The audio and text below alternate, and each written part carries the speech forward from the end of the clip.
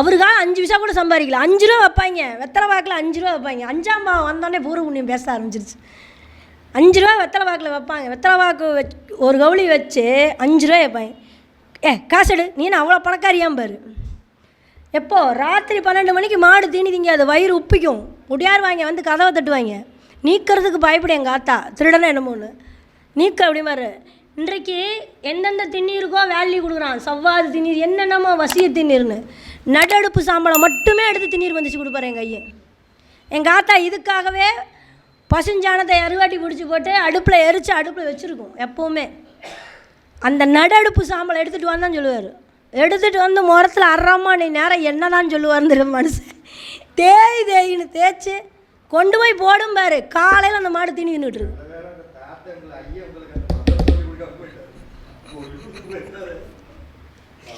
இருக்குண்ணா, கைவசம் இருக்குது, 1 2 இருக்குது. அது அது ருத்ராட்சம் போட்டுருவாங்க. நமக்கு ரெடியாக இருக்காங்க, ருத்ராட்சத்தை போட்டு உட்கார வச்சுருவாங்கன்னு நினச்சிக்கிட்டு இன்னும் ஃபாரின் போகிற கனவெல்லாம் இருக்குது.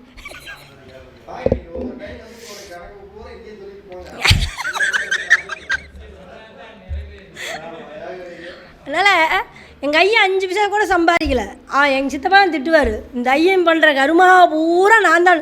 நல்லா 8 அளவு கல்லுகளும் அத்தனையும் சித்தப்பா தான் பார்க்குறாரு. எங்கள் அப்பனும் ஜீராவா எங்கள் சித்தப்பா தான் பார்க்குறேன். இன்றைக்கி வரைக்கும் எனக்கு என் பிள்ளை கல்யாணம் பண்ண வச்சிருக்கேன் எங்கள் சித்தப்பா தான். அப்போ அவர் எப்படி இருப்பாருன்னு பாருங்க. அப்போது ஒரு ஜென்ரேஷனுக்கு அடுத்த ஜென்ரேஷன் வீணாக போனதுனால தான் இந்த ஜென்ரேஷன் அதற்கான புண்ணியத்தை நான் அனுபவிச்சிட்ருக்கேன். எங்கள் தாத்தனோட புண்ணியத்தை நான் அனுபவிச்சிட்ருக்கேன். நான் சம்பாதிக்கிறது அல்ல, அவருடைய டெபாசிட்டு. ஒருத்தனை கோயில் சாமியை ஒரு கோயிலில் வந்து மணி அடிக்கணும், இல்லைன்னா கூட்டிகிட்டாவது இருக்கணும் ஒரு கிளவி. அந்த புண்ணியம் அந்த குடும்பத்துக்கு சாரும். பெருசாக கோவில் கட்டாட்டி போகுது. ஒருத்தன் குளத்தை சுத்தம் பண்ணியிருப்பான், ஒருத்தன் ஏரியை சுத்தம் பண்ணியிருப்பான். அமராவதி டேம்பு உடஞ்சில் தண்ணியில் வரும்போது நான் பிறந்தேன். அந்த டேம்பை என் குடும்பமே பூரா கட்டியிருக்குது. அப்போ ஒரு டேம்பு கட்டின புண்ணியம் இருக்குது. 5ல் சனி கடகத்தில் இருக்கும்ல, சனி கொடுப்பார்ல. அமராவதி டேம்பு கரையில் மண் எங்கள் அத்தா எங்கள் அப்பெல்லாம் மண் சமந்து கட்டினது இன்றைக்கி அது நிற்கிது. அதில் உடஞ்சி வந்த வெள்ளம் தான். அதுக்கப்புறம் கட்டினாங்க அந்த அணையை. அப்போ அதுக்குள்ள மறந்த கொஞ்சமாவது இந்த புண்ணியம் இருக்கும்ல. அப்போது இந்த புண்ணியம் 5ஆம் பாவத்தை சார்ந்தது.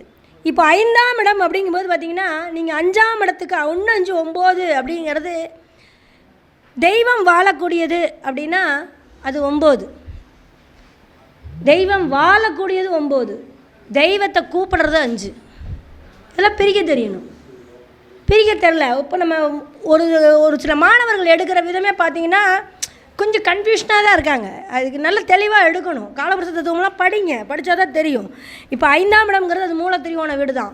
9ஆம் பாவமும் மூலத்திரியோண வீடு தான் குருவுக்கு. அந்த வீட்டில் எந்த கிரகமும் உச்சமும் ஆகல, நீசமும் ஆகல.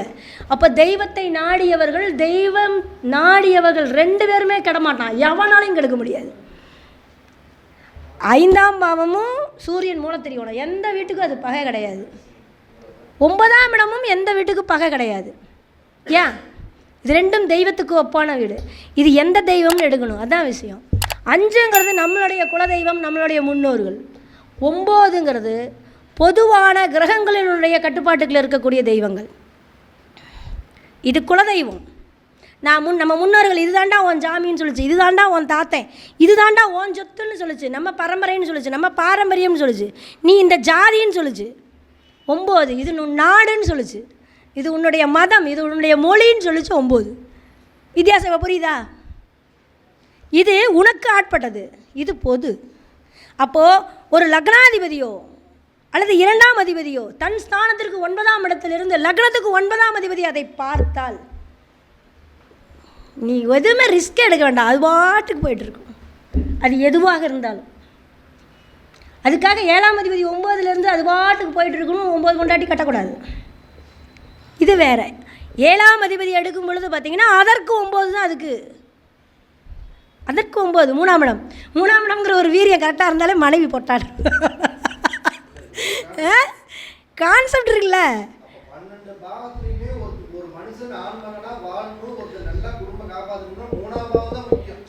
எந்த பாவத்துக்கும் 3ஆம் பாவம் முக்கியம். நான் சொல்கிறது இப்போ காலபுருஷ தத்துவத்தில் இப்போ லக்னாதிபதி 6-8 மறையக்கூடாது, 6ஆம் அதிபதி 6-8க்கு அதிபதி லக்னம் ஏறக்கூடாதுன்னு சொல்கிறோம்ல. இது எல்லா பாவத்துக்கும் எடுக்கிறாங்கன்னா இப்போ 4ஆம் பாவத்துக்குலாம் 6-8ன்னு எடுக்கிறாங்கன்னா அது எப்படி சாத்தியமாகும்னு கேட்குறேன். 4ஆம் பாவத்துக்கு 6 8ன்னு எடுத்தோம்னா அது 9 10 ஆயிராதா? 9 11. 4ஆம் பாவத்துக்கு 6 8, லக்னத்துக்கு 9 11. அதுதான் தர்ம கர்மாதிபதி யோகங்க வேலை செய்யுது. இப்போ புரியுதா? அப்போ அப்பனுக்கு கொடுக்குற யோகத்தை பிள்ளைக்கு காசு திமிராக கொடுத்துரும், சுகமாக கொடுத்துரும். சொத்தாக கொடுக்காது, சுகமாக அந்த சொத்தை கெடுக்கிறவனாக கொடுக்கும். அப்போ ஒரு யோகங்கள் இன்னொருவருக்கு 6 8 12 எப்படி வேலை செய்யுதுன்னு தெரியணும். அப்போ இப்போ லக்ன ரீதியாக நம்ம ஒரு பாவத்தை எடுக்கிறதா இல்லை அந்தந்த பாவத்துக்கு எடுக்கிறனா பாவத் பாவா 100% ஒர்க் அவுட் ஆகும். ஆனால் எந்த பாவம் ஒர்க் அவுட் ஆனாலும் 9ஆம் அதிபதி அப்படின்னு சொல்லக்கூடியவங்க அந்த பாவத்திற்கு 9ஆம் அதிபதியை நம்மளோட 9ஆம் அதிபதியோ அல்லது காலபுருஷனுக்கு 9ஆம் இடமான குருவோ பார்த்துட்டா அந்த பாவம் ஜெயிச்சிடும். அது லக்னமாக இருந்தாலும் சரி, வீடு வாசல் சொத்து சுகமாக இருந்தாலும் சரி. அதனால தான் சொல்கிறான் 4ஆம் அதிபதி 9ல் இருந்ததுன்னா எங்கே 4ஆம் அதிபதி தன் ஸ்தானத்திற்கு 9, நமக்கு 12 விரய பாவத்தில் இருந்தால் அந்த வீட்டை அவன் அனுபவிப்பான்னு அர்த்தம், என்ஜாய் பண்ணுவோன்னு அர்த்தம். இதில் இன்னும் அங்கேயே சிக்கல் தான் இருக்குது. அந்த பாவம் இருக்குது, அந்த நட்சத்திரம் நம்ம லக்னத்துக்கு 6 8 இருந்து அங்கே நட்சத்திரம் இருந்ததுன்னா சிக்கும். அதில் தான் அந்த வாஸ்தவம் வந்து இடிக்கும். பொதுவாகவே செவ்வாசனி கான்செப்ட் வந்துருச்சுனாலே அந்த போராட்டங்கள்லாம் உண்டு. அவர் விஜய் பண்ணிட்டு சொன்னார் இல்லையா, அதெல்லாம் வந்து செவ்வாசனி கான்செப்ட் வந்துருச்சுனாலே அந்த பாதிப்பை அவன் அடையாமல் போக முடியாது. அது ஒரு பெரிய ஒரு யுத்தத்தை காமிக்காமல் போகாது. செவ்வாசனிலாம் என்ன பண்ணாலும் தீராது. அவர் கர்மான்னு தான் ஓடுறாரு விஜய் பண்ணிட்டோம்.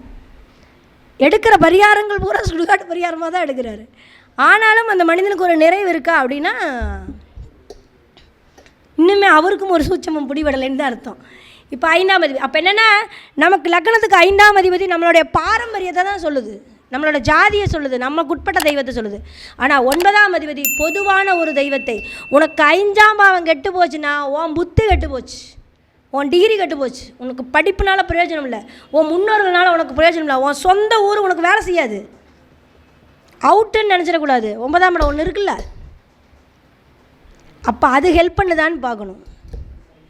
5ஆம் பாவம் கெட்டு போய் லக்னாதிபதி 9ல் இருந்ததுன்னா அவன் அற்புதமான மனிதன். ஆனால் 3ஆம் பாவத்திலேருந்து ஒரு கிரகம் சுபகிரகம் பார்த்துச்சுன்னா அவன் கையை அவனுக்கு உதவி, அவன் தம் பிடிச்சி அவன் வந்துக்கிட்டே இருப்பான், தெய்வம் அவனை காப்பாற்று. 9ஆம் இடத்துல இருந்தான். ஆனால் 3ஆம் அதிபதி சப்போர்ட் பண்ணணும். இங்கே தான் சொன்னேன், நான் அரசுக்கு சொன்னேன்னல்லவா, குரு உச்சமானா சனி ஃபேவராக இருக்கணும், சூரியன் உச்சமாச்சுன்னா செவ்வாய் ஃபேவராக இருக்கணும் இல்லையா? அப்போ செவ்வாய் உச்சமாச்சுன்னா சனி ஃபேவராக இருக்கணும். அப்போ தான் அவன் ஜெயிக்க முடியும், இல்லைன்னா ஜெயிக்க முடியாது. ஒரு கிரகத்தை வைத்து மட்டுமே முடிவு பண்ண முடியாது. எந்த கிரகமும் அந்த இடத்த பார்க்கல பண்ணலைன்னா அவனுடைய பிறப்பே தப்பாக போயிருமா இல்லையா? குலதெய்வமே தெரியலம்மா, அதுக்காக தாத்தன் தெரியலன்னு சொல்லிட முடியுமா? இருக்குது. அந்த பரம்பரைக்கு ஆட்பட்டவனான்னு எத்தனை பேத்துக்கு தெரியும்? அப்போ அவனுடைய பிறப்பே தப்பாக போயிருமா இல்லையாங்க? அப்போ அதுவும் தெரியணும். அதெல்லாம் கண்டுபிடிக்கிற இடம் 5ஆம் இடம். 9ங்கிற இடமும் கெடும்போது தான் மதம் மாறியது, ஜாதி மாறியது, கேரக்டர் மாறியது. அப்போ இல்லீகலா இவனுடைய குலத்துக்கு குல நாசத்தை விளைக்கக்கூடியவன் சொல்கிறதெல்லாம் வேறு கான்செப்ட், அது இல்லீகல் கான்செப்ட். அப்போ அவனுடைய ஜனனமே அவனுடைய சந்ததியே தப்பாக வர்றதெல்லாம் 5 9 தான். ஒன்று மட்டுமே ஒருத்தரை டிசைட் பண்ணிட முடியாது. இப்போ 6ஆம் இடம் அப்படின்னு வரும்பொழுது பார்த்திங்கன்னா 6 நமக்கு தெரியும் உத்தியோகம். 6ஆம் இடத்தினுடைய கான்செப்ட் நிறைய சொல்லியிருக்கேன். 6ஆம் அதிபதி அப்படிங்கும்போது பார்த்திங்கன்னா ஏன் இப்போ 6ஆம் இடத்துல எதிரி சத்ரு நோயின்னு சொல்கிறாங்க, ஆனால் அந்த இடத்துல அந்த எதிரிக்கு சத்ருவுக்கு உண்டான கிரகத்தை தானே கொடுத்துருக்கணும். எதுக்கு சூரியன் சந்திரன் செவ்வாயோட நட்சத்திரத்தை கொடுத்துருக்காங்க? ஏன் சூரியன் சந்திரன் செவ்வாயோட நட்சத்திரத்தை கொடுத்துருக்காங்க அப்படிங்கும்போது அப்போ 6ங்கிறது உனக்கான சர்வீஸ் பாவம், உனக்கூட போராடக்கூடிய பாவம், நீ மற்றவர்களுக்காக வாழக்கூடிய பாவம், மற்றவர்களுக்கு சேவை செய்யக்கூடிய பாவம். அதனால தான் அரசு கிரகங்கள் அங்கே கொண்டு வந்து கொடுத்துருக்கான். மற்றவர்களுக்கு உணவளிக்கக்கூடிய பாவம். விவசாயத்தை பண்ணி நம்மளே சாப்பிட முடியுமா? அன்னதானம் போட்டு நம்மளே தின்ட்டு வந்துட முடியுமா கோயிலில்? மற்றவங்களுக்கெல்லாம் போட்டுட்டு தானே வரணும். அதுதான் அந்த பாவம், உணவளிக்கக்கூடிய பாவம், உணவு விளைவிக்கக்கூடிய பாவம். அப்போ நேச்சுரலுக்கு உண்டான ஒரு இடம். அப்போ சட்ட வல்லுநர்கள், நீ நல்ல புத்திசாலி, நீ சட்டம் படிச்சிருக்க, நீ வக்கீலாக இருக்க, நீ ஃபார்மசி வச்சுருக்க, நீயே சாப்பிட்டுட்டு இருப்பியா? மற்றவனுக்கு கரெக்டாக பார்த்து கொடுக்கணுமா இல்லையா? ஐடியா. அதுதான் அந்த வீடு, சர்வீஸ் பாவம். அதுக்கு தான் அந்த சூரியனையும் சந்திரனையும் செவ்வாயையும் எதிர். சூரியன் சந்திரன் செவ்வாய் தான் ஆளுமை கிரகங்கள், மக்களோடு மக்களாக இணைக்கக்கூடிய மனசு. சூரியன் சந்திரன் தானங்க மனசு, ஆள் மனசு, நார்மலான மனசெல்லாம் சூரியன் சந்திரன் தானே. அப்போது அந்த மனதை உணர்ந்து நம்ம நாடு, சந்திரன் சூரியன் ராஜாராணி, நம்ம நாடும் நாட்டு மக்களும். அப்போது இந்த நாட்டை காப்பாற்று, பாரதத்தை காப்பாற்றுறது, உன் ஜாதி சனத்தை, உன் ஊரை காப்பாற்று, எல்லாமே ஆறுக்குள்ளே தான் இருக்குது. 6 ஒரு பிரம்மாண்டம். என்னை பொறுத்த வரைக்கும் 11 பிரம்மாண்டம் இல்லை, 6 தான் பிரம்மாண்டம். அத்தனை விஷயங்களும், அத்தனை நேசத்துக்கு, தேசத்துக்கு தகுந்த, நாட்டுக்கு தகுந்த, மக்களுக்கு தகுந்த, அரசியலுக்கு தகுந்த, அரசாங்கத்துக்கு தகுந்த அத்தனை விஷயங்களும் 6குள்ளே தான். 6 வெறும் நோய், எதிரி, சத்ருனே முடிச்சிடாதீங்க. அதுக்குள்ளே ஏகப்பட்ட விஷயம் இருக்குது. சரி, இதோட 6ஓட முடிச்சுக்கலாம். 3/4 மணி நேரம் ஆகிப்போச்சு.